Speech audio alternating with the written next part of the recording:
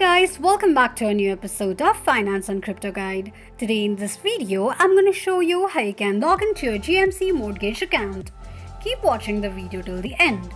To log into your GMC Mortgage account, firstly go ahead and launch open any web browser of your preference. On the search box at the top, type in gmcmortgages.ie and make a search. The official page of GMC Mortgage account will appear on the screen.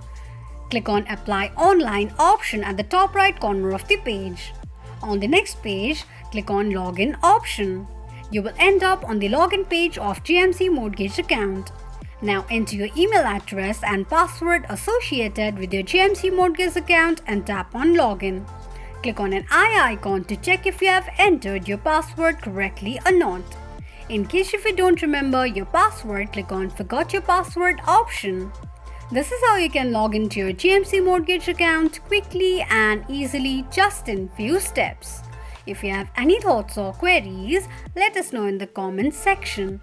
Don't forget to subscribe to our channel.